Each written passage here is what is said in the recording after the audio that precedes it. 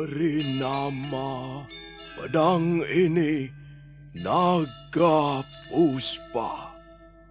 Selamatkan dia. Jangan sampai jatuh ke tangan pendekar berwatak jahat.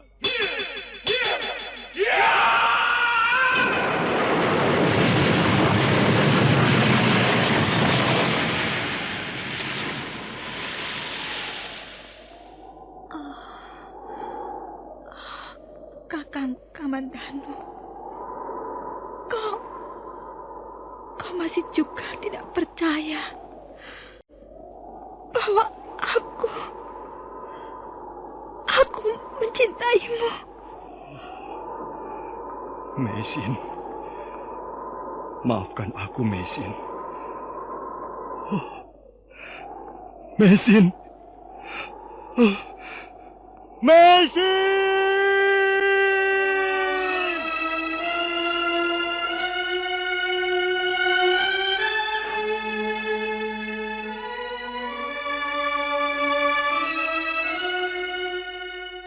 Tutur Tinula.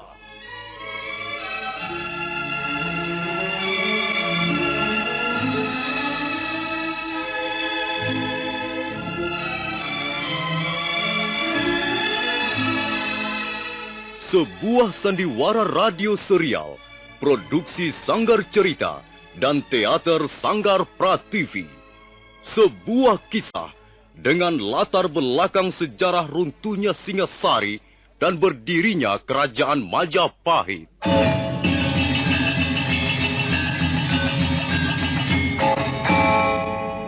Sandiwara ini didukung oleh pemain-pemain radio yang sudah ternama. Ferry Fadli, Ivone Rose, dan Eli Ermawati.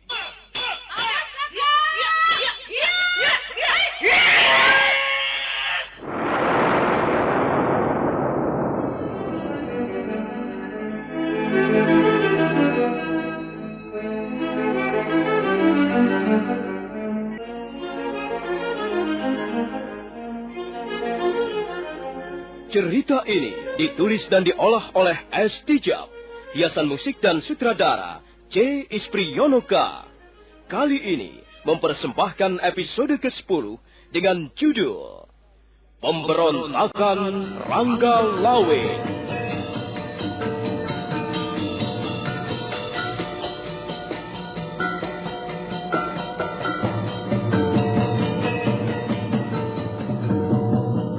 Dalam seri ke-279 ini didukung oleh para pemain Nusri Nurdin sebagai Lembu Sora, Ferry Fadli sebagai Arya Kamandanu, Ivone Rose sebagai Sakawuni, Idris Apandi sebagai Ramapati, dan Asdi Suhastra pembawa cerita.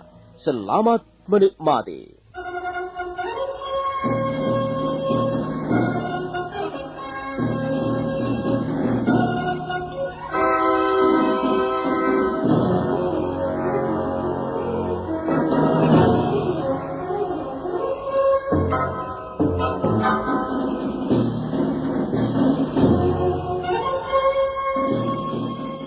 Demikianlah, seperti apa yang telah dikatakan oleh para Sudharma Papati, para pencatat peristiwa-peristiwa bersejarah. Demikianlah seperti apa yang tertulis dalam batu-batu bertulis atau prasasti. Setelah Majapahit berdiri, maka dia Sang Ramawijaya naik ke atas tahta dan menjadi raja pertama di Majapahit. Peristiwa itu terjadi pada tanggal 15 bulan Kartika, tahun Saka Rasa Rupa Dwi Sitangsu, atau tahun 1294. Dia Sang Ramawijaya naik ke atas tahta dengan mengambil gelar atau abhiseka Sang Prabu Kertarajasa Jayawardhana.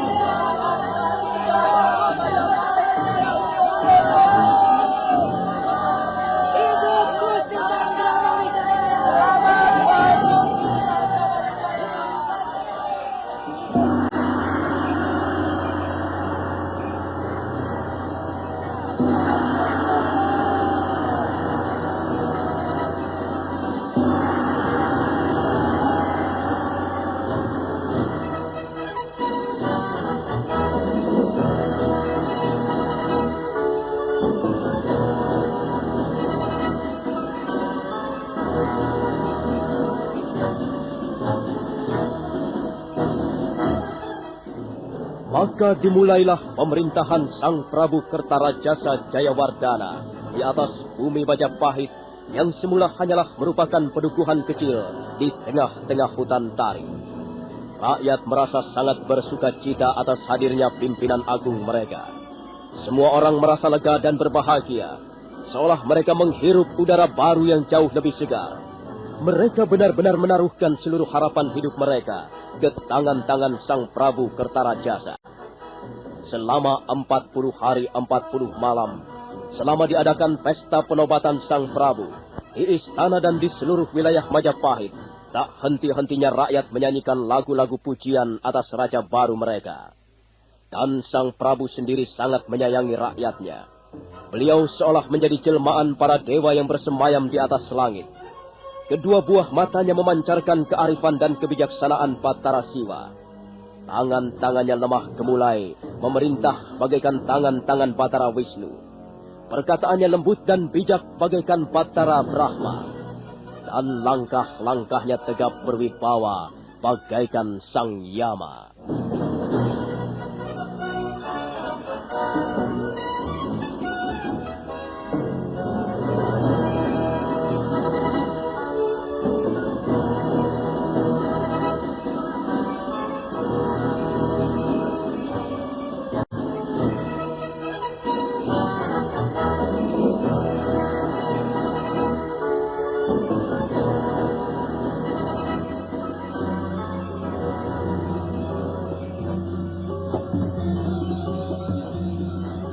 Kita semua merasa lega, Kamandanu. Akhirnya jerih payah kita tidak membentur dinding kesia-siaan. Majapahit sudah berdiri, dan bahkan sekarang sudah mempunyai raja. Kita bukan lagi menjadi orang-orang liar. Kita mempunyai kedaulatan. Benar, Paman Lembusora. Kita mempunyai hak untuk disebut warga negeri Majapahit. Apakah kau bangga menjadi warga negeri Majapahit, Kamandanu? Saya bangga, Paman. Barangkali Majapahit dapat saya jadikan tumpuan harapan bagi masa depan saya nanti. Bagus, Kamandanu. Sekarang ini Majapahit sudah semakin bertambah besar. Daerah pemukiman sudah semakin luas. Hampir separuh dari hutan tarik di bagian timur sudah berubah menjadi daerah pemukiman penduduk dan lahan-lahan pertanian. Gelapnya hutan tarik sudah dapat ditembus oleh cahaya baru. Dan semua ini berkat kepemimpinan Gusti Sanggramawijaya. Benar, Paman. Kita semua merasa aman bernaung di bawah panci-panci kepemimpinan beliau. Sang Prabu Kertarajasa Jayawardana memang seorang raja yang pantas mendapat penghormatan, pantas diteladani cara hidupnya. Beliau walaupun sudah menjadi raja, tetap hidup sederhana. Benar, Kamandanu. Hal itu tercermin di dalam gelar atau abhiseka yang telah beliau pilih. Kertarajasa Jayawardana. Tahukah kau apa artinya serangkaian kata-kata itu, Kamandanu? Oh, tidak, Paman Lembusora. Saya belum mengetahuinya. Baiklah. Kerta mengandung arti dapat memperbaiki Jawa dari kekacauan, dan juga mengandung arti dapat menumpas para penjahat negara serta membuat kesejahteraan rakyat. Kemudian Rajasa mengandung arti dapat mengubah suasana gelap menjadi terang, sedangkan Jaya mempunyai arti kemenangan. Kemudian Wardana mempunyai makna dapat menghidupkan segala agama serta melipat gandakan hasil bumi. Demikianlah artinya abhiseka atau gelar yang sekarang ini dikenakan oleh Sang Prabu Kertarajasa Jayawardana. Oh, memang sangat tepat beliau mengambil gelar Kertarajasa Jayawardana. Abhiseka itu sangat cocok dengan watak, sikap, dan perilaku Sang Prabu. Oh, iya, Kamandanu. Mengapa kita berdua malah berada di tempat ini? Mengapa kita tidak ikut bersenang-senang di istana bersama Sang Prabu? Di depan istana, di tengah alun-alun, sekarang ini banyak sekali diselenggarakan acara. Ada banyak tontonan yang memikat hati. Ayo, Kamandanu, kita bersenang-senang bersama-sama warga Majapahit yang lain. Ada yang ingin saya ketahui, Paman Lembusora. Apa itu? Konon kabarnya Sang Prabu hendak memilih para pejabat kerajaan. Kapan hal itu akan dilaksanakan, Paman? Kau ingin menjabat sebagai apa, Kamandanu? Bukan begitu, Paman. Saya tidak pantas menjabat sebagai apa-apa. Saya hanyalah berasal dari warga desa, Paman. Kalau saya bertanya soal itu, saya hanya ingin tahu saja. Sebab tidak mungkin Sang Prabu bekerja sendirian. Benar, Kamandanu. Seperti pernah saya katakan padamu, seorang raja tidak dapat bekerja sendirian saja. Dia harus memilih pembantu-pembantunya yang dianggap cakap bekerja dan bisa dipercaya. Kalau tidak salah, 40 hari setelah hari penobatan Sang Prabu menjadi Raja Majapahit, barulah akan diadakan pertemuan penting yang isinya ialah mengumumkan nama-nama dari para tokoh-tokoh yang nantinya akan menjabat di kerajaan Majapahit. Sudahlah Kamandanu. Itu bukan urusan kita. Marilah kita pergi ke alun-alun dan menikmati tuak atau legen sambil duduk-duduk melihat tontonan. Sudah sejak lama kita berada di dalam ketegangan. Perlu juga rasanya kita menghibur diri. Maaf Paman Embusora. Silakan Paman berangkat lebih dulu. Kau tidak mau berjalan bersama-sama denganku, Kamandanu? Kau malu berjalan bersama-sama dengan orang tua seperti Lembusora? Bukan begitu Paman. Saya mempunyai janji dengan Sakawuni. Silakan Paman berangkat lebih dulu. Nanti kita bertemu di alun-alun Majapahit. Oh ya. Aku lupa Kamandanu. Orang tua memang banyak lupanya. Baiklah. Agaknya kau sudah membuat janji dengan anak gadis Adibanya Kapuk. Baiklah. Aku tunggu di alun-alun Kamandanu. Iya Paman. Silakan berangkat dulu. Nanti kami akan menyusul.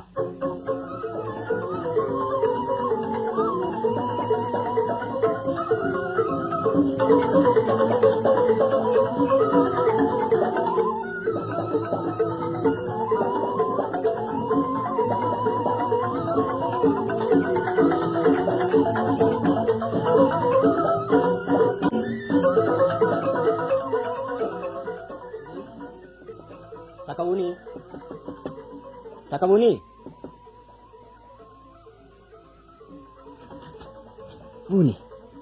Sakawuni. Hei. Apa yang kau lakukan di situ, Sakawuni? Tutup kembali pintu itu, Kamandanu. Angin malam sangat keras. Rupanya kau sedang tidak enak badan. Mau apa kau datang kemari, Kamandanu? Mau apa? Bukankah kita sudah membuat janji akan datang ke alun-alun bersama-sama? Kau berangkat sendiri saja. Biar aku di rumah. Ada apa denganmu, Sakawuni? Kau sakit ya? Tidak. Wajahmu nampak sedikit pucat. Dan tubuhmu kelihatannya lemas. Mungkin kau sakit, Wuni? Tidak, Kamandanu. Aku hanya terkenang almarhum ayahanda Banyak Kapuk. Sudahlah, Wuni. Kau jangan lagi terpancing untuk mengingat hal-hal yang sudah lalu. Lebih baik kau melihat masa depanmu. Rumah ini sekarang kosong dan sepi. Seperti hidupku. Kosong dan sepi. Kasihan ayahanda Banyak Kapuk. Setelah sekian lama berjuang mendampingi Gusti Sanggrama Wijaya, akhirnya justru beliau tidak menikmati hasilnya. Sekarang Majapahit sudah berdiri. Hutan Tarik sudah berubah menjadi negeri. Dan Gusti Sanggrama Wijaya sudah duduk di atas tahta Majapahit. Kalau saja ayahanda Banyak Kapuk sekarang ini masih ada, tentulah beliau merasa sangat bangga dan gembira. Tapi sayang sekali, nasib menyuratkan yang lain. Sakawuni, ayahmu memang sudah berjuang sejak lama. Tapi perjuangan dan pengorbanannya sama sekali tidak sia-sia. Kalau beliau tidak bisa menikmati hasilnya, maka sekarang kaulah yang akan menikmati hasilnya. Kaulah yang menikmati jerih payah ayahmu sekarang ini. Apa maksudmu, Kamandanu? Aku mempunyai contoh yang sangat bagus, Sakawuni. Dulu, ibuku pernah menanam sebuah pohon kelapa gading di samping rumah. Ibu merawat kelapa itu sejak masih kecil. Beberapa tahun kemudian, ibu wafat karena sakit. Dan pada tahun berikutnya pun, kelapa itu berbuah dengan lebat sekali. Apakah kerja ibuku sia-sia? Tidak. Karena kami, anak-anaknya lah yang kemudian menikmati buah kelapa itu. Kadangkala orang tua yang harus memulai suatu pekerjaan agung. Suatu pekerjaan yang besar, yang membutuhkan pengorbanan. Aku yakin, Sakawuni. Aku yakin, kalau saja seandainya sekarang ini ayahmu tahu, tentulah beliau gembira sekali bahwa kau akhirnya dapat menikmati jerih payahnya. Apa artinya semua ini? Jika aku harus menikmatinya sendirian, Kamandanu. Kau selalu merasa sendirian, Sakawuni. Iya, aku memang sendirian. Aku tidak mempunyai siapa-siapa lagi. Aku mempunyai seorang ibu. Tapi beliau jauh dari sini. Dan beliau mempunyai dunianya sendiri. Apakah itu tidak bisa dikatakan bahwa aku sebenarnya hidup sendirian? Tidak, Sakawuni. Tidak ada orang bisa hidup sendirian saja. Kita semuanya berteman. Kita banyak teman. Sedangkan orang yang hidup sendirian saja, paling tidak dia berteman dengan pikiran-pikirannya sendiri. Sudahlah, Sakawuni. Tutuplah jendela pintu hatimu yang mengarah ke masa lalu. Ayolah, ikut aku ke alun-alun. Paman Lembu Sora telah menunggu di sana. Marilah kita berkumpul bersama kawan-kawan kita yang lain. Oh iya, kau pernah mengatakan bahwa kau senang sekali melihat tari topeng. Ayolah, Wuni. Ayolah kita pergi ke alun-alun untuk bersenang-senang bersama teman-teman kita yang lain. Janganlah mengurung diri di dalam rumah seperti ini. Ayolah, Wuni. Apalagi yang kau tunggu? Ayolah. Cepat rapikan pakaianmu. Sisirlah rambutmu. Dan marilah kita berangkat ke alun-alun bersama-sama. Baiklah. Tunggu sebentar di luar. Biar aku merapikan pakaianku dulu. Tunggulah di luar, Kamadano.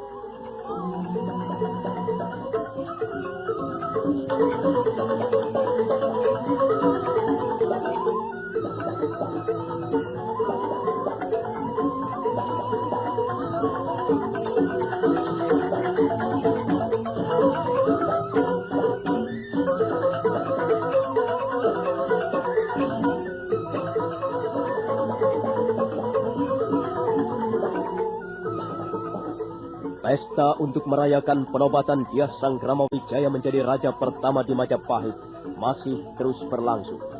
Pesta itu sudah berlangsung 30 hari lamanya. Warga desa dari berbagai daerah berbondong-bondong, berduyun-duyun datang ke alun-alun Majapahit untuk menyaksikan berbagai macam tontonan sesuai dengan selera mereka masing-masing. Ada yang senang menonton permainan sulap, ada yang gemar menikmati ledek dengan tari-tariannya yang lemah gemulai.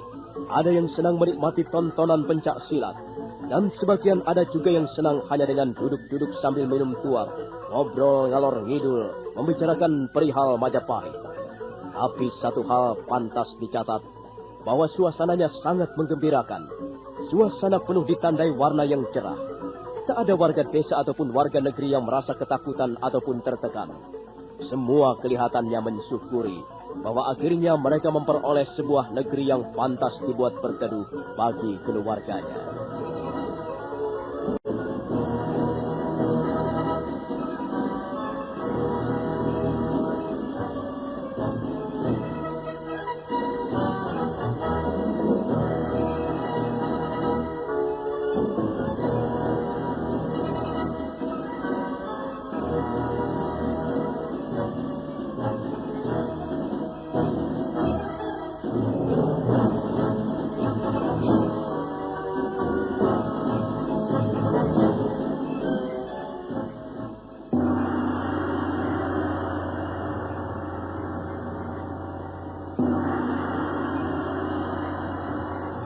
Pagi hari itu, Balai Paseban Agung Istana Majapahit kelihatan sangat ramai.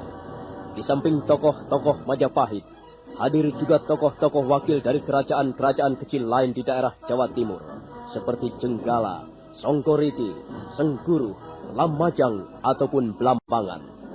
Hari itu, Sang Prabu Kertarajasa Jayawardana akan mengumumkan siapa-siapa yang akan duduk sebagai pejabat-pejabat kerajaan Majapahit.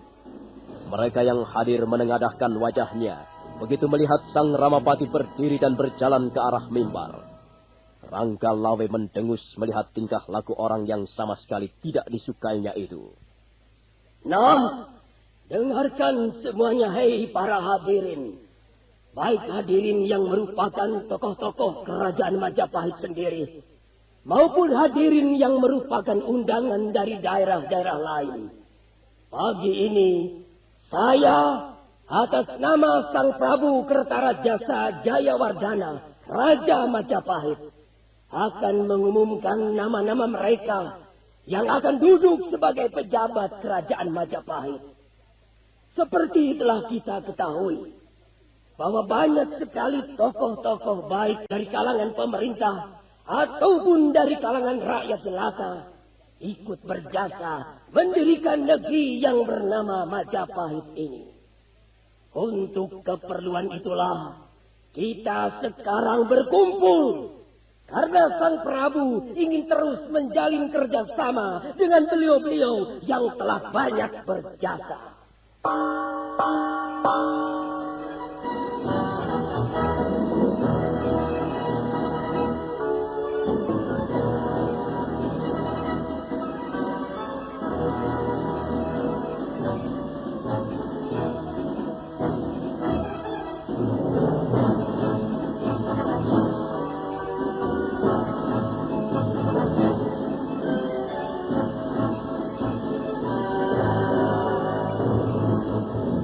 Mereka yang hadir di Balai Paseban Agung Istana Majapahit menahan nafas barang sejenak.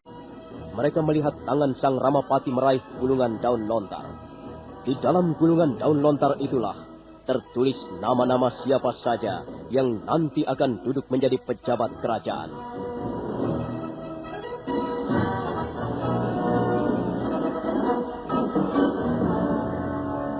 Nah, bagaimanakah kisah selanjutnya? Siapa sajakah yang nanti akan duduk sebagai pejabat kerajaan Majapahit? Dan apakah yang akan terjadi setelah pengumuman nama-nama itu? Saudara pendengar, silakan menunggu seri berikutnya. Sampai jumpa.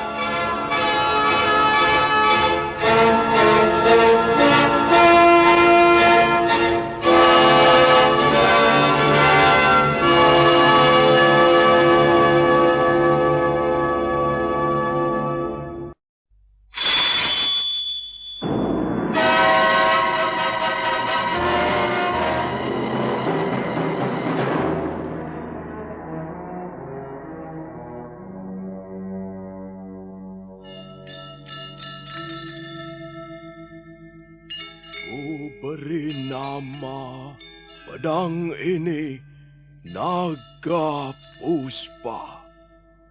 Selamatkan dia. Jangan sampai jatuh ke tangan pendekar berwatak jahat.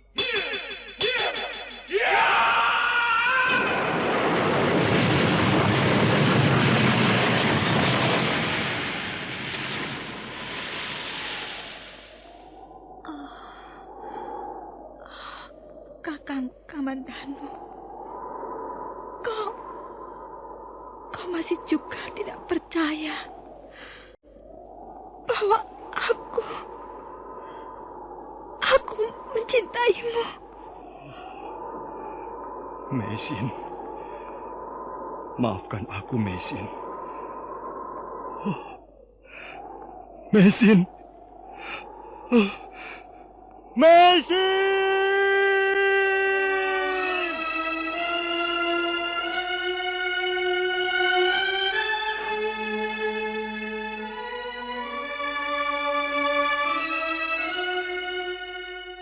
Tutur Tinula.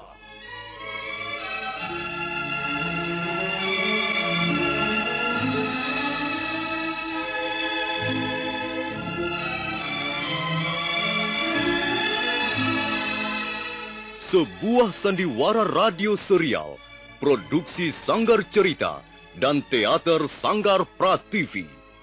Sebuah kisah dengan latar belakang sejarah runtuhnya Singasari dan berdirinya Kerajaan Majapahit.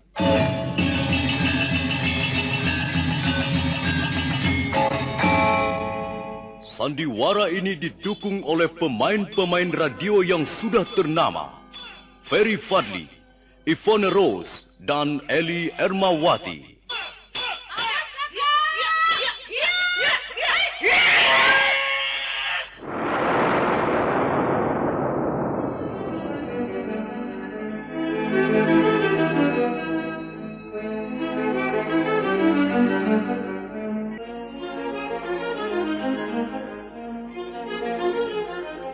Cerita ini ditulis dan diolah oleh S. Tijab, hiasan musik dan sutradara C. Ispriyonoka.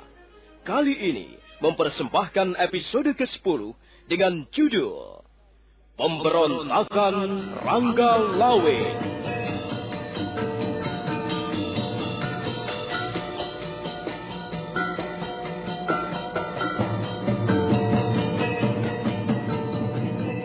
dalam seri ke-280 ini didukung oleh para pemain Idris Apandi sebagai Ramapati, Rusli sebagai Rangga Lawe, Nusri Nurdin sebagai Lembu Sora, Ivone Rose sebagai Sakawuni, Ferry Fadli sebagai Arya Kamandanu, Herman sebagai Wongin, Yanuar sebagai Ratanja, dan Asdi Suhastra pembawa cerita. Selamat menikmati.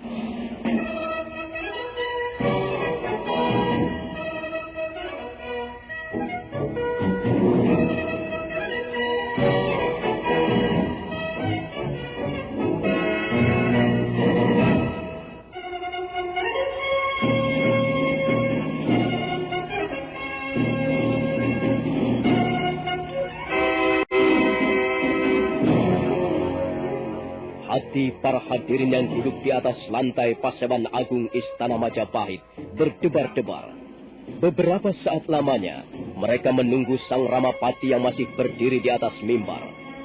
Sementara itu Sang Prabu Kertarajasa Jayawardana duduk di atas tahta, ikut menyaksikan peristiwa penting tersebut. Bagi mereka yang namanya tercantum di dalam gulungan daun lontar, maka itu berarti mereka mendapat kepercayaan penuh dari Raja untuk bekerja dan mengabdi kepada negara. Mereka berhak memperoleh jabatan resmi, dan mereka berhak mendampingi Sang Prabu dalam mengendalikan pemerintahan Majapahit. Bagi siapa saja di antara para hadirin yang namanya tercantum dalam gulungan daun lontar ini, maka sudah sepantasnya bersukacita. Karena Sang Prabu berkenan menjadikannya sebagai pembantu setianya. Dan bagi mereka yang namanya tidak tercantum, masih bisa mengabdi kepada negeri Majapahit dengan cara yang lain. Jasa dan pengabdian bukan hanya bisa dilakukan dan dimiliki oleh para aparat pemerintah. Demikianlah. Saya hanyalah membacakan saja apa yang telah menjadi keputusan Sang Prabu.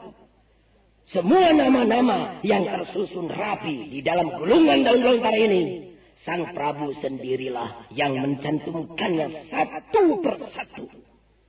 Beliau sendirilah yang telah memilih para pembantunya. Sedangkan saya hanyalah membacakannya saja.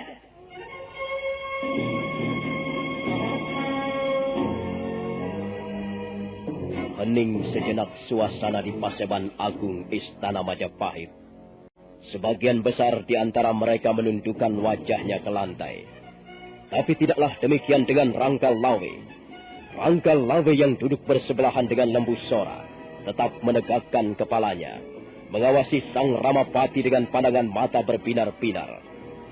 Sang Ramapati kemudian menolehkan kepalanya ke arah singgasana Sang Prabu. Dan Sang Prabu segera melampaikan tangannya.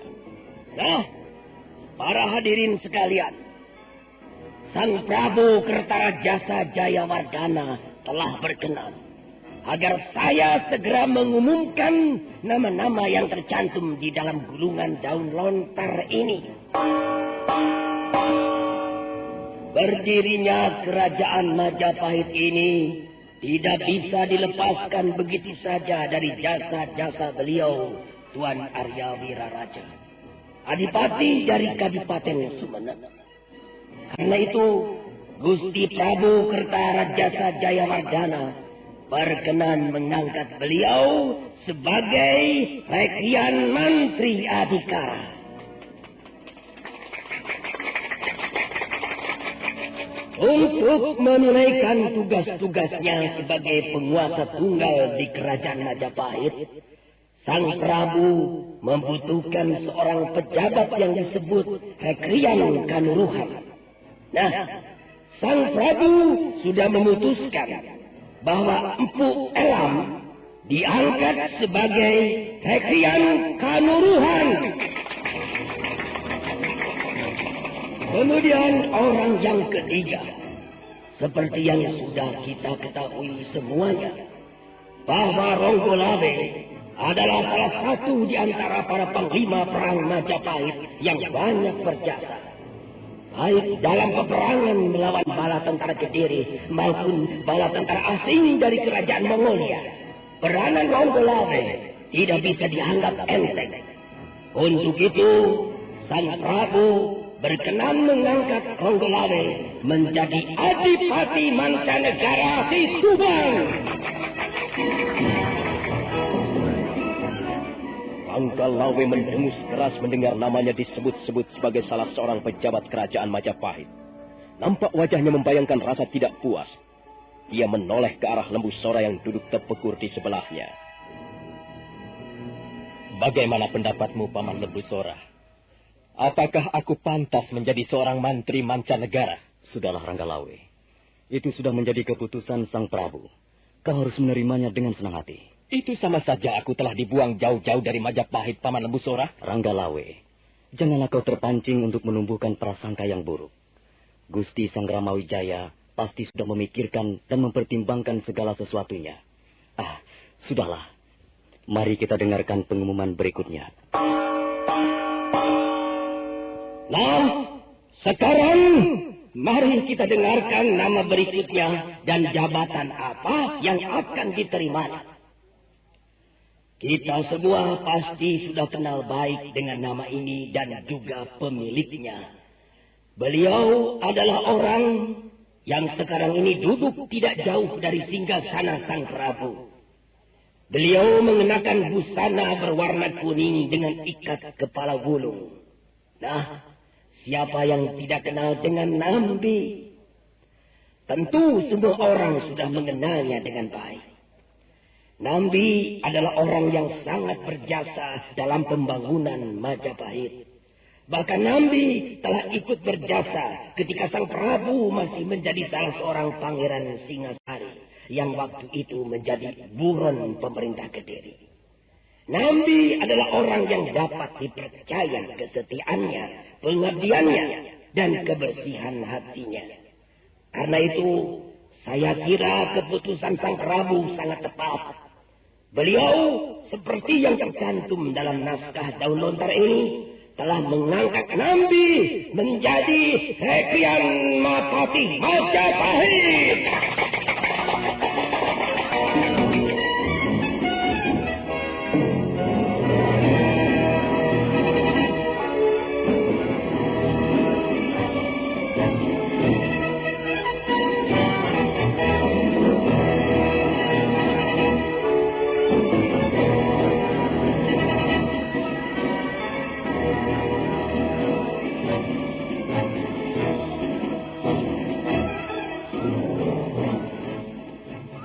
Bagaimana menurut pendapatmu, Kamandano? Pendapat mengenai apa? Sekarang Gusti Prabu Kertarajasa Jayawardana sudah mempunyai tenaga-tenaga sebagai pembantunya. Apakah kau merasa puas dengan pengumuman yang dibacakan Paman Ramapati tadi pagi? Entahlah, Sekawuni. Aku tidak banyak mengetahui soal-soal pemerintahan. Kukira apa yang sudah menjadi keputusan Sang Prabu cukup adil dan bijaksana. Ada apa? Mengapa kau menanyakan soal itu? Tidak apa-apa. Aku hanya sekedar ingin tahu pendapatmu saja.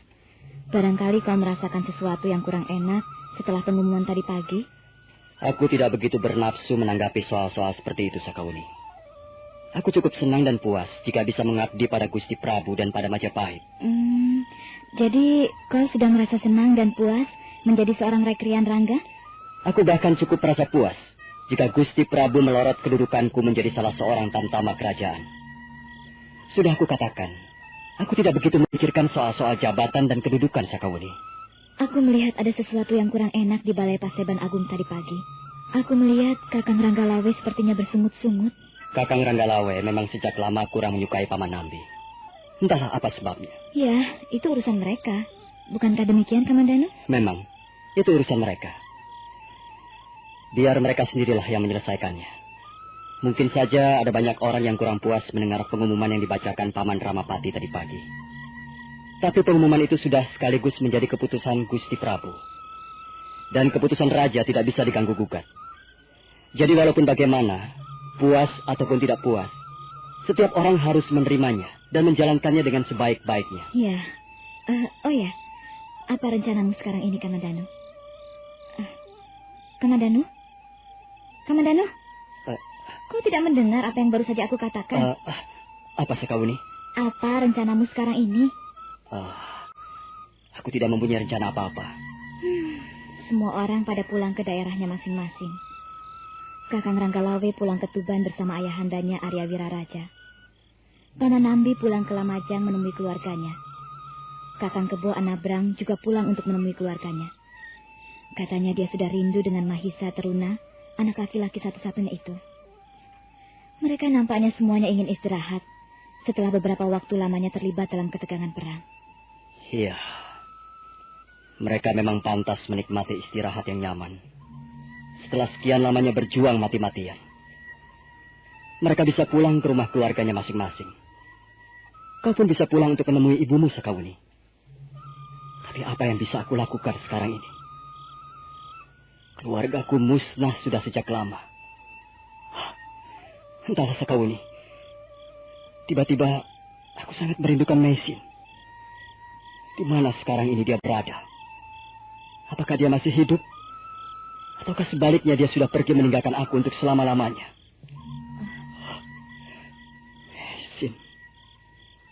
Maisin. Timah Satu merupakan sebuah desa kecil. Seperti desa-desa nelayan yang bertebaran hampir di seluruh pantai utara Pulau Jawa. Rumah penduduk masih sangat jarang, dan sebagian dataran ditumbuhi pohon-pohon yang bercirikan pohon-pohon pantai. Di pinggiran desa Pasuruan Satu, terletak sebuah pondok kecil. Pondok itu terbuat dari kayu-kayu hutan pantai, sedang atapnya terbuat dari rumput-rumputan yang dianyam. Di pondok itulah tinggal seorang tabib yang bernama Wong Yin. Tabib Wong tinggal di situ bersama seorang anak angkatnya yang bernama Ratanja. Ratanja? Ratanja? Apa yang kau lakukan di situ, nak? Lihat saja, Bapak Wong. Saya sedang belajar meramu obat. Lihat, Bapak Wong. Iya. Saya sedang meramu obat untuk sakit perut. Daun apa yang kau ramu itu? Daun galing-galing. Ya. Daun dadap merah. Ya. Segenggam rumput laut dan akar pohon bakau. Ya. Itu sudah benar. Kalau rumput laut susah dicari, kau bisa menggantinya dengan daun teratai. Ya. Tapi cara meramu obat sakit perut bukan begitu, Ratanja. Kalau cara meramunya salah, bukan obat yang akan kau berikan pada si sakit, melainkan racun. Jadi, apa yang saya lakukan ini keliru, Bapak Wong? Ya, sama sekali keliru. Kalau sampai ramuan obat itu kau berikan kepada orang, maka perut orang itu justru akan bertambah sakit. Dia bisa mencret-mencret, dan kotorannya akan bercampur dengan darah. Wah. Kalau begitu, berbahaya sekali, Bapak Wong. Ya, memang berbahaya sekali kalau kita salah meramu obat. Orang harus lebih dulu belajar bersungguh-sungguh sebelum meramu obat untuk si sakit. Pekerjaan seorang tabib yang sembrono bisa mengakibatkan si sakit kehilangan nyawanya. Hal itu sudah sering terjadi, Ratanja. Karena itu, kau harus berhati-hati. Jangan gegabah. Harus lebih dulu belajar dengan tekun. Obat sakit perut ini misalnya, daun galing-galing tidak bisa kau tumbuk begitu saja. Harus direbus lebih dahulu. Kemudian, airnya ditiriskan sampai kering. Tapi jangan sampai terkena sengatan matahari. Sebaliknya, daun dadap merah harus lebih dulu dijemur. Setelah dijemur, baru direbus. Sedangkan untuk meramu mereka, harus digunakan sebuah cupu seperti ini. Hah? Kau tahu cupu bukan? Tahu, Bapak Wong. Cupu seperti itu banyak sekali dijual di pasar-pasar. Sudahlah, Ratanja. Tinggalkan dulu soal obat-obatan itu.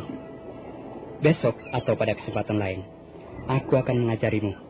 Dan kau harus memperhatikannya secara cermat, ya? Sekarang ini, carilah Nona Maisin.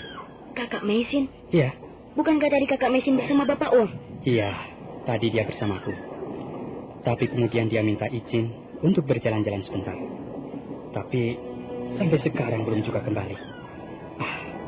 Cobalah kau cari dia. Aku masih sangat mengkhawatirkan keadaannya.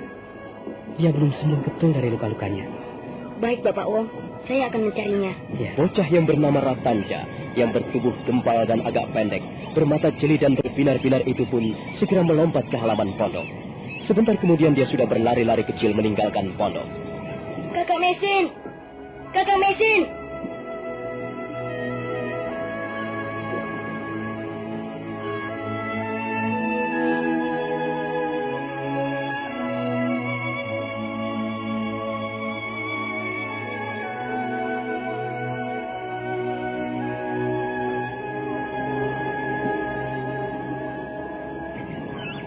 Ratanca terus berlari-lari di sela-sela pohon hutan pantai.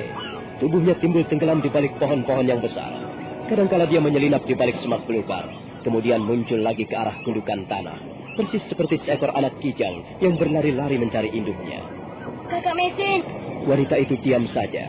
Dia hanya duduk dan diam, sementara matanya memandang ke tengah laut lepas.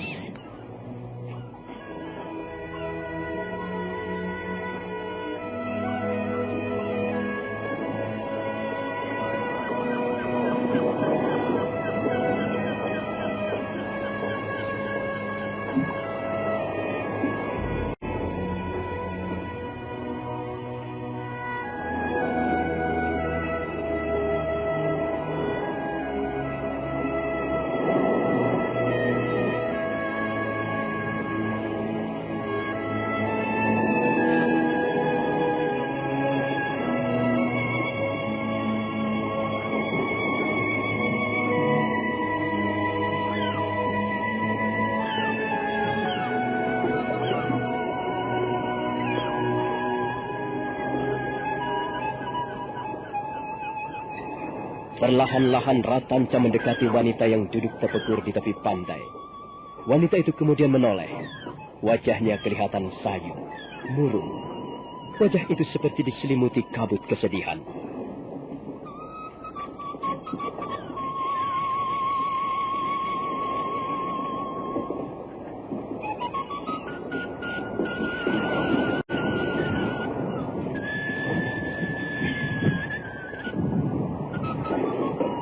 Nah, saudara pendengar, bagaimanakah kisah selanjutnya? Siapakah wanita yang duduk di tepi pantai itu? Apakah dia Mesin? Silakan menunggu seri berikutnya. Sampai jumpa.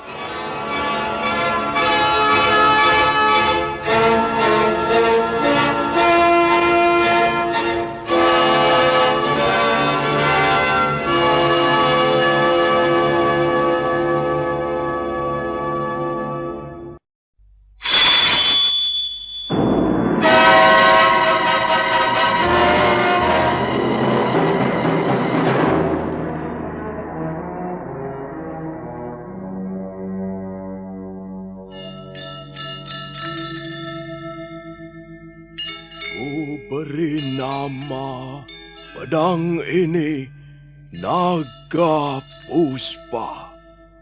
Selamatkan dia. Jangan sampai jatuh ke tangan pendekar berwatak jahat.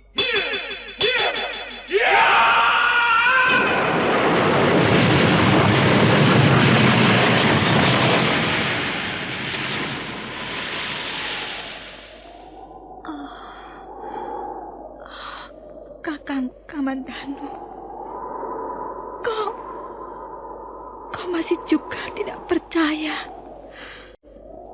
bahwa aku mencintaimu. Mesin, maafkan aku, Mesin. Mesin. Mesin!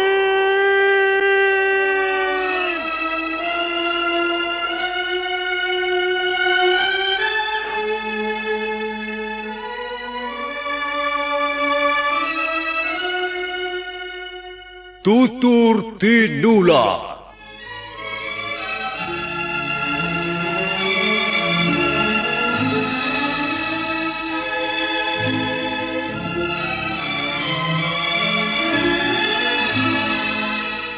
Sebuah sandiwara radio serial, produksi Sanggar Cerita dan Teater Sanggar Prativi. Sebuah kisah dengan latar belakang sejarah runtuhnya Singasari dan berdirinya Kerajaan Majapahit.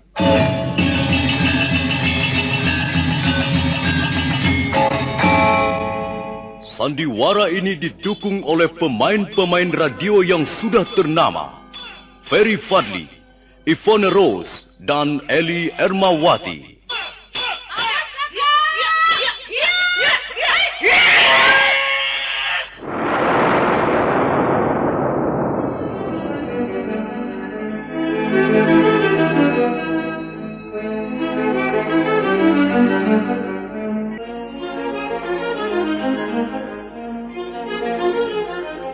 Cerita ini ditulis dan diolah oleh S. Tijab, hiasan musik dan sutradara C. Ispriyonoka. Kali ini mempersembahkan episode ke-10 dengan judul Pemberontakan Rangga Lawe.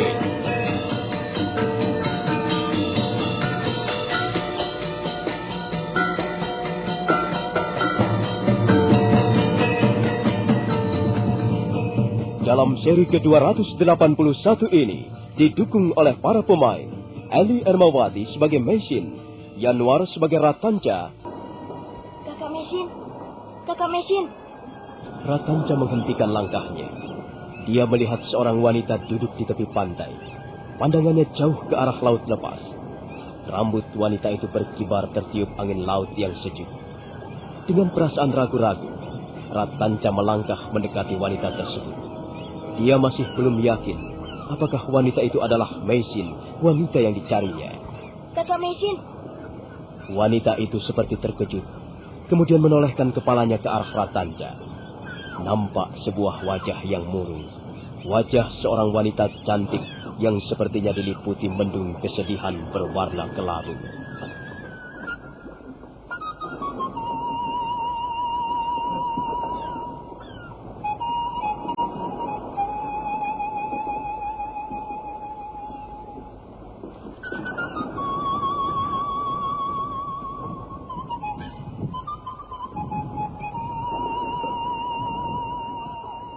Mengapa kau masih berdiri di situ, Ratanca? Kemarilah. Oh, Kakak Mesin. Kukira bukan Kakak Mesin, tapi wanita yang lain. Apakah aku nampak seperti seseorang yang lain? Iya. Soalnya, Kakak Mesin hanya diam saja. Duduk, diam seperti patung menghadap ke arah laut. Sudah beberapa kali saya memanggil, tapi Kakak Mesin masih juga diam saja. Saya jadi ragu-ragu, Kak. Saya kira bukan Kakak Mesin. Maafkan aku, Ratanca. Maafkan kalau aku tidak mendengar suaramu. Kakak Mesin pasti sedang melamunkan sesuatu. Iya, bukan? Apa yang Kakak Mesin lamunkan? Hatiku sedih setiap kali memandang ke tengah laut, Ratanca. Kalau begitu, janganlah Kakak Mesin pergi ke tepi pantai, supaya Kakak Mesin tidak memandang laut. Itulah anehnya, Ratanca. Aku sendiri tidak pernah mengerti. Hatiku sedih setiap kali memandang laut. Tapi aku tidak pernah bisa menolak setiap kali datang keinginanku pergi ke tepi pantai. Akhirnya, aku terpaksa memandang ke tengah laut lepas. Ada apa di tengah laut lepas sana, Kakak Mesin? Sepertinya tidak ada apa-apanya. Hanya air saja yang ada. Air yang bergelombang tak henti-hentinya. Sekalipun kau belum tentu akan bisa memahami. Baiklah, kukatakan juga padamu, Ratanca. Jika aku memandang laut, aku merasa diriku menjadi sangat kecil.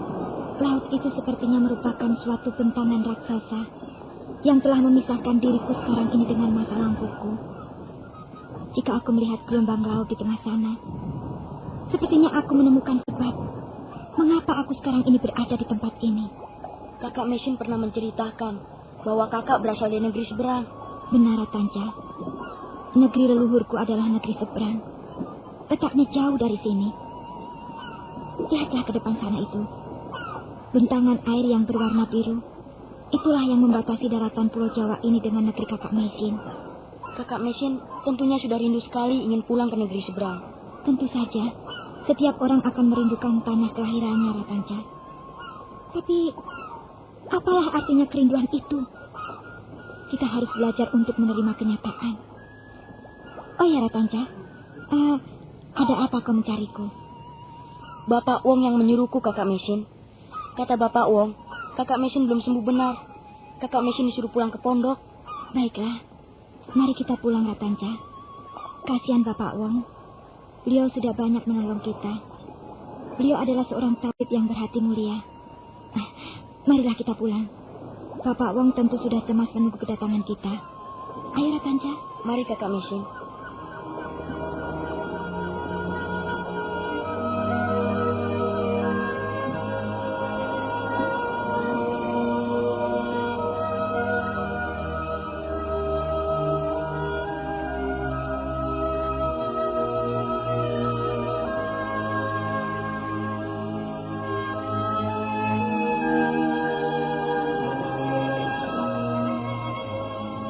Meisin segera melangkah meninggalkan pantai. Tangannya yang lembut menggandeng pundak Ratanca yang berjalan di sebelahnya. Mereka berdua berjalan di sela-sela pohon pantai yang bertebaran di sekitar tempat itu. Sekali waktu mereka menyeberangi rumpun semak belukar. Dan pada saat yang lain, mereka melangkah mendaki sebuah tanjakan bukit kecil. Ada apa, Kakak Meisin? Ada apa? Tulang rusukku sebelah kiri terasa nyeri sekali. Aduh, lebih baik kau pulang dulu, Ratanca. Biarlah aku istirahat di sini. Baiklah, Kakak Meisin. Aku akan memberitahu Bapak Wong. Kakak Meisin jangan kemana-mana. Tidak, Ratanca. Aku akan menunggu di sini. Biarlah rasa sakitku sedikit hilang. Rasanya nyeri sekali. Aku sampai susah bernafas. Aduh.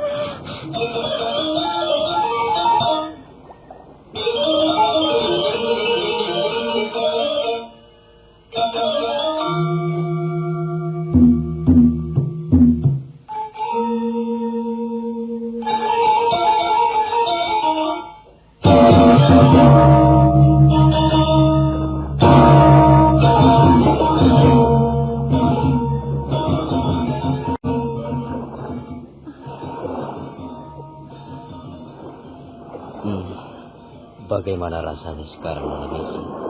Rasa nyeri itu sudah jauh lebih berkurang, Bapak Wong. Oh. Tapi sepertinya tubuh saya lemah sekali. Apakah kira-kira penyakit saya ini bisa disembuhkan, Bapak Wong? Kita akan mengusahakannya, Nona Meisin. Penyakit sudah merupakan perabot dalam kehidupan manusia.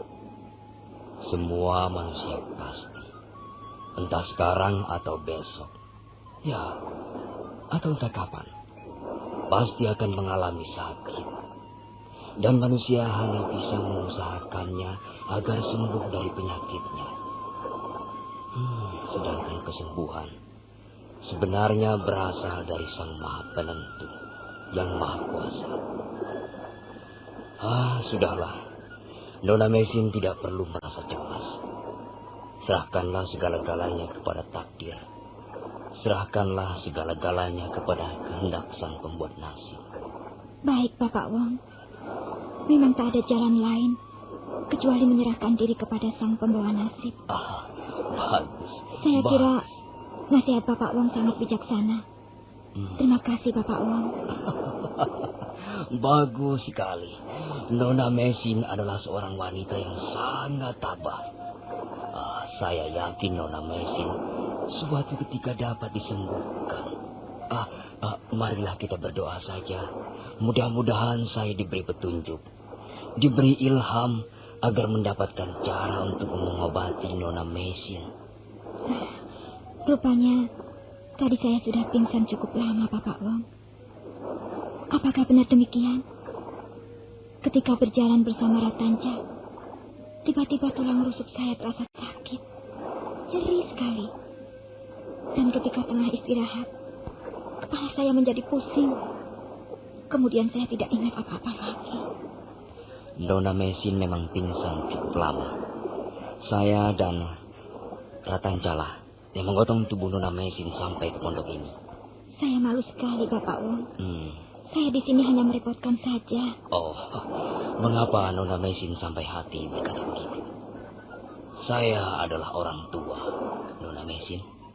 Dan saya adalah seorang tabib. Tugas seorang tabib adalah memberikan pertolongan kepada orang-orang yang menderita sakit.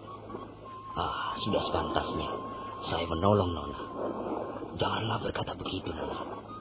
Saya sama sekali tidak merasa kerepotan Nona berada di dalam pondok saya.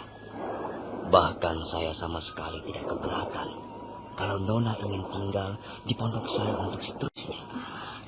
Terima kasih sekali, Bapak Wong. Budi baik Bapak Wong tidak akan saya lupakan seumur hidup saya. Nah, saya sudah meramu obat-obatan. Silakan diminum. Setelah itu, Nona boleh beristirahat malam ini. Nona memang harus banyak istirahat. Jika Nona merasa sumpek berada di dalam pondok dan ingin berjalan-jalan keluar, Ajaklah. Rasanya nikmat sekali. Saya sampai habis 2 mangkok. Ratanca memang pintar sekali memasak bubur santan. Dia juga pandai membuat pepes ikan laut. Besok pagi Nona Mesin boleh mencicipi pepes ikan laut buatan Ratanca. Tentu sangat lezat sekali. Mestinya Ratanca menjadi juru masak di istana. Saya tidak senang menjadi juru masak. Saya bercita-cita menjadi seorang tabib. Tabib sakti dan hebat seperti Bapak Wong. Kalau kau ingin menjadi seorang tabib, sudah kukatakan berkali-kali agar kau mau belajar dengan tekun. Kau mempunyai bakat besar dalam bidang ilmu pengobatan. Tapi bakat tanpa belajar tidak banyak artinya. Wah, saya lupa. Saya harus memanaskan obat untuk Kakak Mesin. Maaf Kakak Mesin. Maaf Bapak Wong. Saya pergi ke belakang sebentar.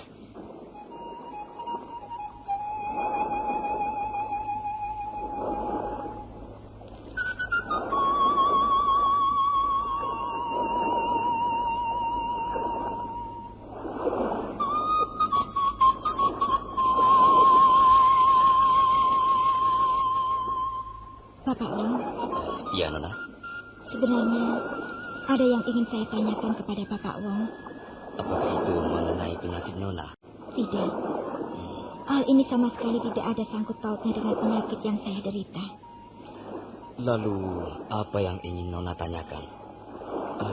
Silakan Nona. Silakan bertanya.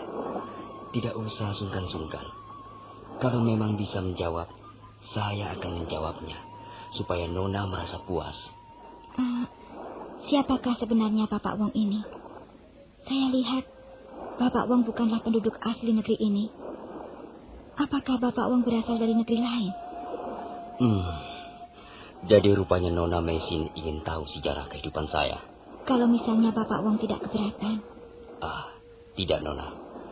Sama sekali tidak. Saya tidak keberatan. Ya, saya memang bukan penduduk asli negeri ini. Sama seperti halnya Nona. Saya juga berasal dari negeri seberang lautan sana. Saya berasal dari daratan Cina. Tepatnya saya berasal dari distrik Hunan. Kalau begitu, sebenarnya negeri kita bersebelahan. Saya berasal dari daratan Mongolia. Sedangkan Bapak Wong berasal dari daratan Cina. Kita hanya dipisahkan oleh sebuah gurun pasir, gurun kopi. Benar Nona Mesin. Rupanya di negeri ini kita sama-sama menjadi orang asing. Tapi perasaan asing itu janganlah dipupuk. Sebaiknya kita bisa membaur dengan mereka, warga asli negeri ini. Saya banyak mengenal baik warga penduduk desa Pasuruan satu ini. Rata-rata mereka menyambut baik kehadiran saya di desa mereka. Ya, ada juga 1-2 orang yang masih berpandangan sempit. Tapi akhirnya mereka dapat mengerti juga. Lalu, bagaimana ceritanya sehingga Bapak Wong dapat terdampar ke Pulau Jawa ini?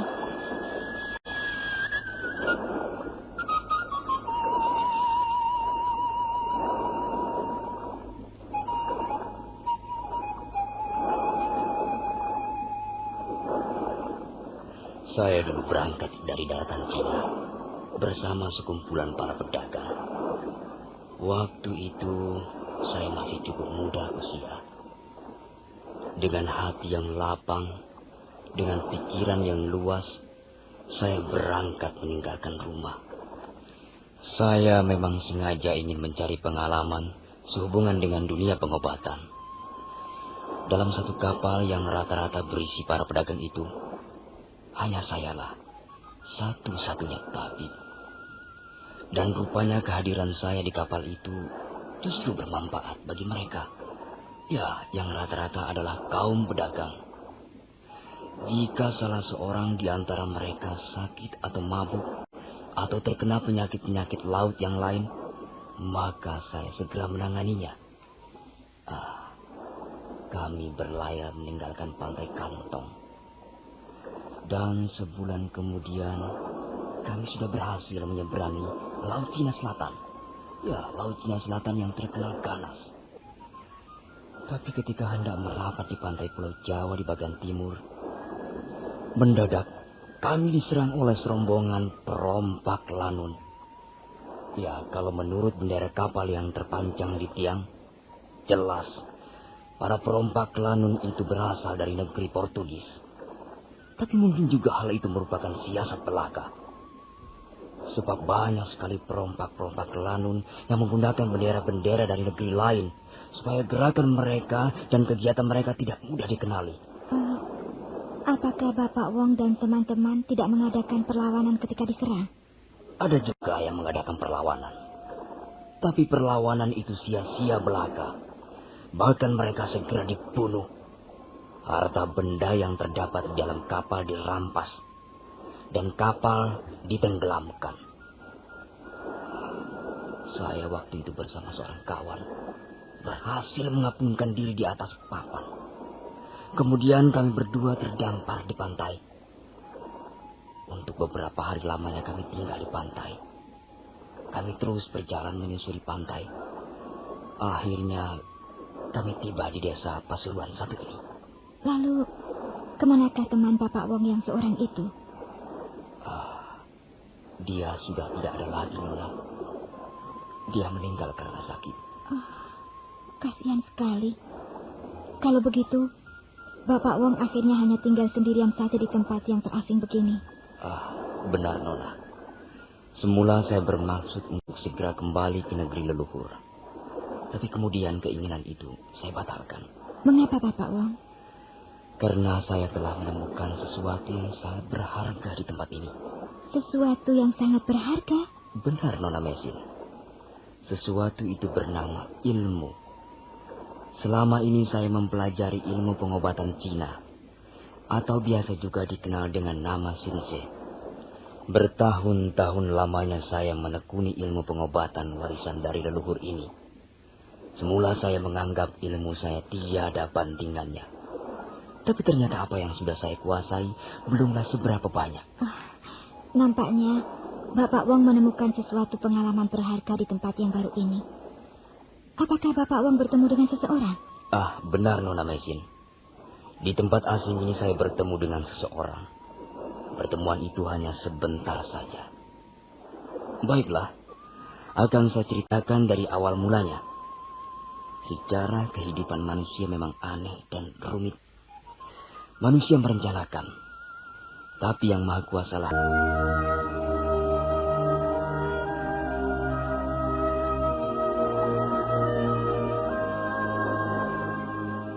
Malam mulai larut. Angin laut berhembus perlahan-lahan menyusup di sela-sela dinding pondok. Tabib Wong siap-siap untuk menceritakan pengalamannya, pertemuannya dengan seseorang. Nah, saudara pendengar, bagaimanakah kisah selanjutnya? Cerita apakah yang akan dipaparkan oleh Tabib Wong? Silakan menunggu seri berikutnya. Sampai jumpa.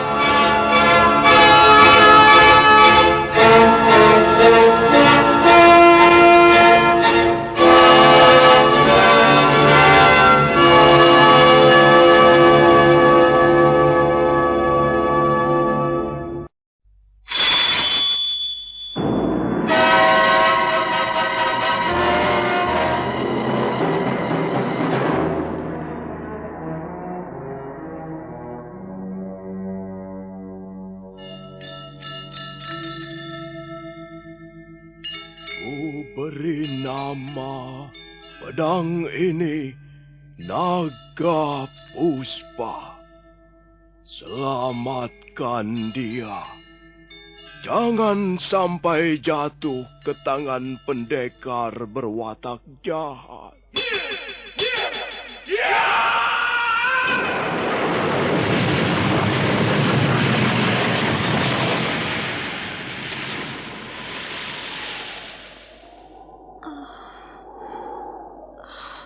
Kakang Kamandanu, kau masih juga tidak percaya bahwa aku mencintaimu. Mesin, maafkan aku, Mesin.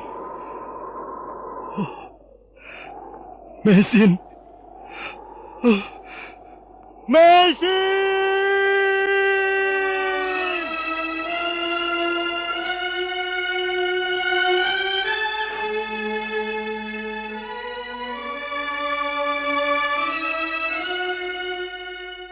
Tutur Tinula.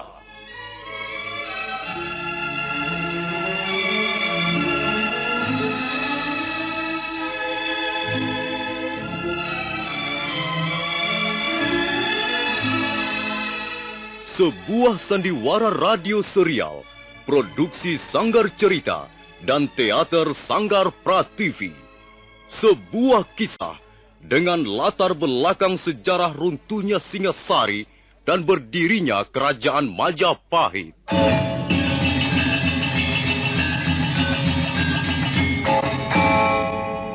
Sandiwara ini didukung oleh pemain-pemain radio yang sudah ternama.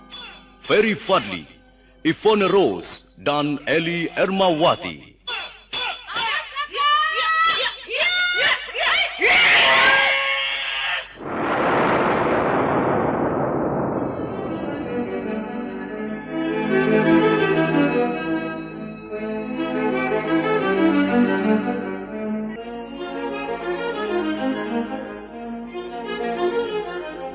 Cerita ini ditulis dan diolah oleh S. Tijab.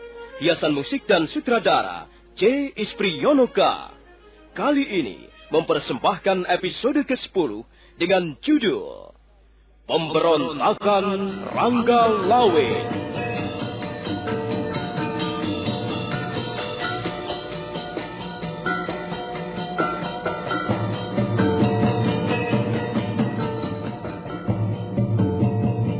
Dalam seri ke-282 ini didukung oleh para pemain Mario sebagai Empu Dipa, Herman sebagai Wong Yin, dan Asdi Suhastra pembawa cerita.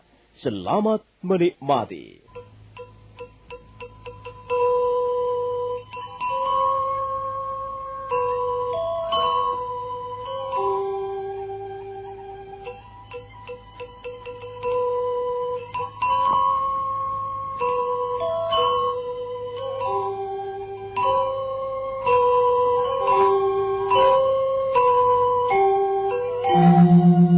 Mesin berada dalam perawatan Tabib Wong, atau nama lengkapnya Wong Yin. Untuk sementara Mesin tinggal bersama Tabib Wong dalam pondoknya yang terletak di tepi pantai Pasuruan 1. Suatu malam, Mesin menanyakan pada Tabib Wong perihal pengalamannya sampai di negeri Jawa. Tabib Wong kemudian menuturkan pengalamannya. Semenjak meninggalkan negeri leluhurnya beberapa tahun yang lalu, ia berlayar meninggalkan pantai Kantong bersama para pedagang. Sebelum mencapai perairan tanah Jawa, kapal mereka diserang oleh para perompak Lanun.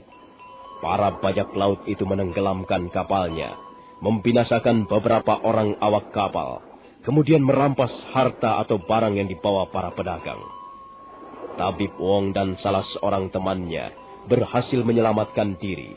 Mereka terapung-apung di atas papan, dan akhirnya terdampar di tepi pantai Pasuruan 1. Demikianlah Nona Mesin. Akhirnya saya memutuskan untuk menetap di pulau ini. Memang ada alasan tertentu yang mendorong saya untuk mengambil keputusan tersebut. Begini, ketika itu teman saya sedang dalam keadaan sakit parah. Menurut pendapat saya, dia terlalu banyak minum air laut, sehingga air laut itu telah mengotori sebagian dari paru-parunya. Saya berusaha merawatnya, agar dia bisa sembuh kembali. Pada saat itulah, datang seorang tua berjenggot putih, yang mengaku bernama Empu Dipa Tabib. Saya belajar ilmu pengobatan dari leluhur saya, di negeri saya sana. Oh ya. Bolehkah saya memeriksa teman Tuan sebentar? Maaf. Apakah Tuan juga seorang tabib? Tidak Tuan. Saya bukan seorang tabib. Saya juga belum tentu bisa menyembuhkan penyakit teman Tuan ini. Saya hanya ingin melihatnya sebentar. Ya itu pun kalau Tuan memperbolehkannya. Kalau begitu, silahkan Tuan. Silahkan memeriksanya. Sudah sejak tadi dia belum juga sadar dari pingsannya, Tuan.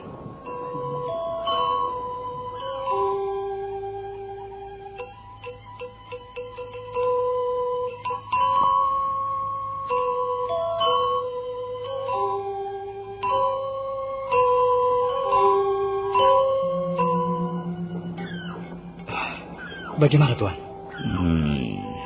Nampaknya luka-luka teman Tuan cukup parah. Tapi saya masih sanggup mengobatinya. Saya masih sanggup, Tuan. Menurut pendapat saya, luka-luka temanku ini masih bisa disembuhkan. Saya seringkali menemukan penyakit yang jauh lebih gawat. Tapi saya masih dapat berbuat sesuatu untuk menyembuhkannya. Ya baiklah, itu pendapat Tuan. Mungkin pendapat Tuan benar, tapi mungkin juga salah. Maaf Tuan. Dalam hal ini, saya berani bertaruh. Luka-luka teman saya ini pasti bisa disembuhkan. Maaf, saya tidak biasa bertaruh. Seumur hidup saya belum pernah saya mempertaruhkan sesuatu untuk memperoleh sesuatu yang lain. Tuan mau bertaruh atau tidak? Saya tetap akan bertaruh, Tuan. Bahkan, saya akan mempertaruhkan barang yang termahal yang saya miliki sekarang ini. Dengar, Tuan. Kalau misalnya saya tidak bisa menyembuhkan luka-luka teman saya ini, saya berjanji tidak akan kembali ke tanah leluhur saya, Tuan. Saya akan menetap seumur hidup saya di tepi pantai ini. Dan saya akan belajar lebih banyak lagi, Tuan.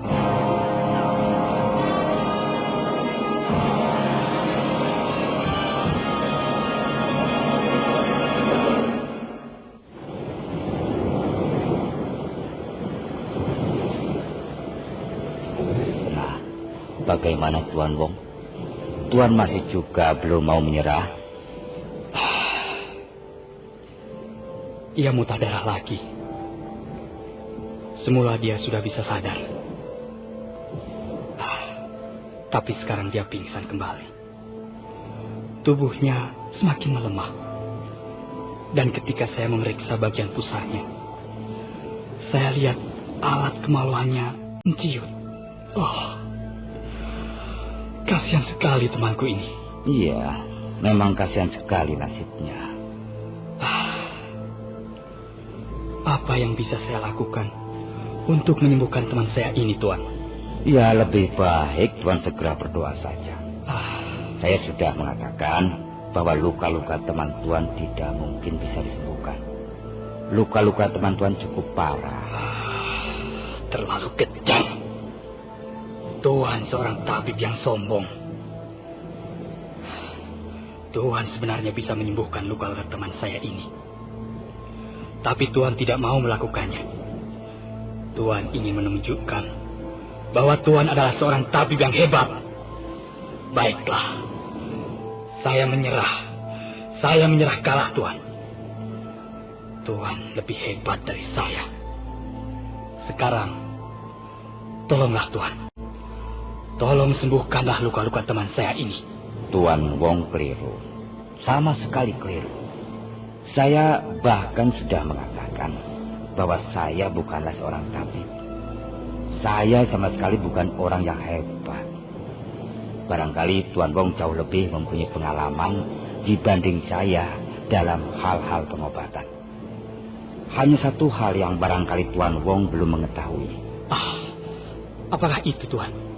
Tuan Wong terlalu percaya pada ilmu pengobatan yang bersifat lahiriah belaka. Ilmu pengobatan semacam itu memang banyak gunanya. Tapi ilmu itu belum lengkap kalau tidak disertai ilmu lain yang bersifat batiniah. Semenjak melihat pertama kali teman Tuan tergeletak di atas pasir pantai ini, saya sudah dapat meraba bahwa luka-lukanya tidak mungkin dapat disembuhkan. Hal ini tampak di pancaran sinar matanya. pancaran sinar matanya berwarna kekuning-kuningan. Iya. Dan pancaran sinar mata itu sangat redup. Tuan barangkali pernah melihat sebuah pelita yang kehabisan minyak. Iya. Nah, pelita itu masih hidup, Tuan. Tapi sinarnya tidak terlalu kuat lagi. Dan sinar itu semakin lama semakin lemah. Ya, begitulah Tuan Wong. Ini bukan berarti saya tidak mau menolong teman Tuan. Tidak. Saya tidak lagi menemukan cahaya dalam semangat hidup di dalam pancaran sinar mata teman Tuan itu. Sia-sia kita akan menolongnya. Luka-luka yang bersifat lahir hanyalah menjadi penyebab luar belakang. Tapi kesembuhan seseorang sebenarnya ditentukan dari dalam dirinya sendiri. Dari dalam dirinya yang mengandung tenaga gaib yang sukar dimengerti. Jadi, Tuan bermaksud mengatakan bahwa luka-luka teman saya tidak mungkin disembuhkan lagi? Tuan Wong tidak perlu terkejut. Sekarang ini, teman Tuan sudah tidak bersama kita lagi. Dia sudah meninggal bersama kita.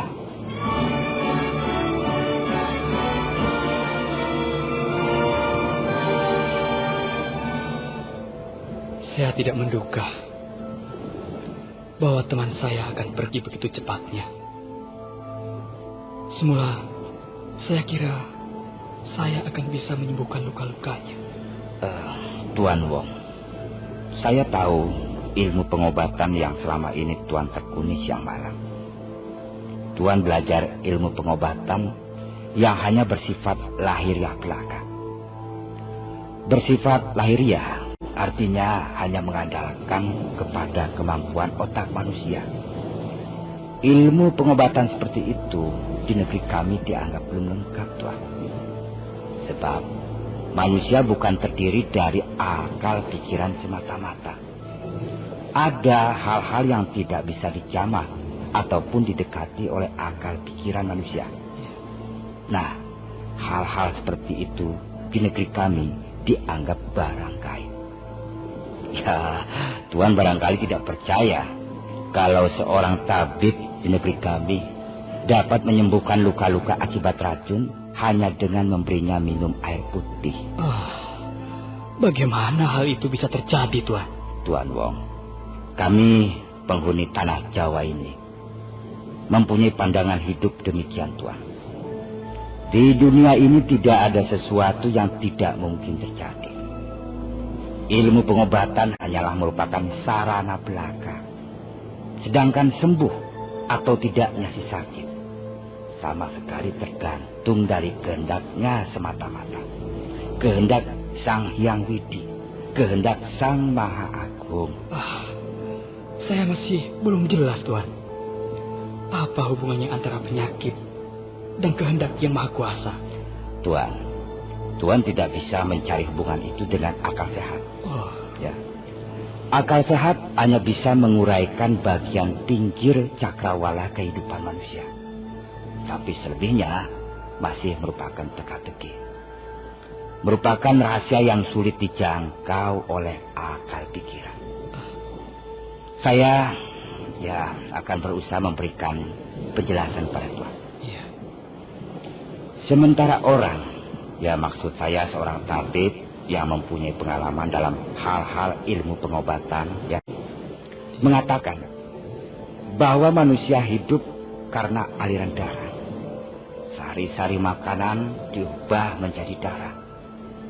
Darah dipompa oleh jantung ke seluruh tubuh. Darah menyebar ke seluruh tubuh melalui pembuluh darah yang sangat kecil dan rumit. Nah, jika orang kehabisan darah, maka tubuhnya akan lemas dan orang itu akan mati. Benarkah demikian, Tuan? Ya, benar sekali, Tuan. Darah memang menjadi unsur yang paling penting di dalam tubuh manusia dengan seluruh kegiatannya. Nah, sekarang timbul satu pertanyaan. Siapakah yang membuat jantung berdenyut? Tentu saja aliran darah, Tuan. Nah, siapakah yang membuat aliran darah? Itu merupakan kerjasama yang rapi dan sempurna dari seluruh alat-alat tubuh Tuan. Dan hal itu tidak bisa dipisahkan satu dengan yang lain. Secara sederhana dan jujur. Sebab menurut pendapat saya, kesederhanaan berpikir dan kejujuran hati merupakan dasar utama bagi seseorang agar bisa disebut sebagai cendekiawan murni. Kesederhanaan berpikir dan kejujuran hati akan melahirkan kebijakan dan kebajikan di dalam hidup. Ya, saya akan membantu Tuan untuk menjawab pertanyaan tentang lingkaran itu tadi. Saya akan berterima kasih sekali jika Tuan sudi mengatakan jawabannya. Baiklah. Ujung dan pangkal sebuah lingkaran berada di tangan pembuatnya. Ya. Itu merupakan awal suatu hukum sebab akibat. Tidak ada sebab tanpa akibat. Iya. Begitu pula tiada akibat tanpa didahului oleh sebab. Demikianlah Tuan Bok. Iya. Jadi apa yang baru saja saya katakan kepada Tuan merupakan landasan berpijak bagi para tabib di tanah Jawa ini. Iya. Sebagian di antara mereka tidak hanya bekerja berdasarkan otak belaka. Akal sehat memang perlu untuk digunakan, tapi ada batasnya. Iya. Selebihnya kita harus mau percaya kepada hukum yang tidak tertulis, hukum kegaiban, hukum di atas hukum. Bagaimana, Tuan Bok? Apakah Tuan merasa memperoleh pengalaman yang baru? Saya hampir-hampir tidak bisa percaya, Tuan. Rupanya pengetahuan saya tentang ilmu pengobatan yang selama ini saya bangga-banggakan ternyata masih belum seberapa, Tuan. Bahkan saya merasa malu. Saya malu karena rupanya saya seperti katak dalam tempurung.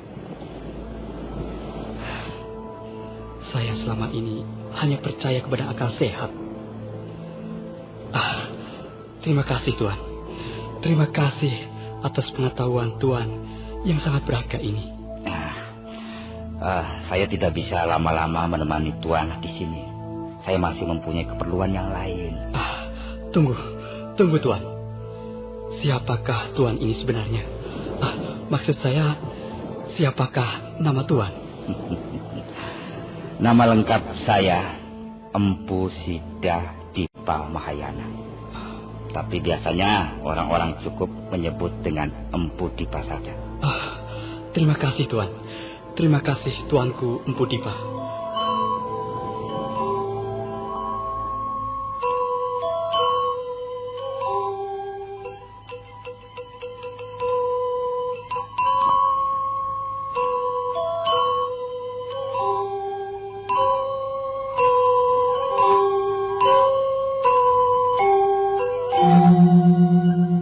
Tabib Wong merasa sangat terpesona mendengar kata-kata yang dilontarkan oleh Empu Dipa. Baru untuk pertama kalinya dia menyadari bahwa pengetahuannya tentang ilmu pengobatan masih belum seberapa banyak. Nah, saudara pendengar, bagaimanakah kisah selanjutnya? Apakah yang akan dilakukan Tabib Wong terhadap Meisin? Silahkan menunggu seri berikutnya. Sampai jumpa.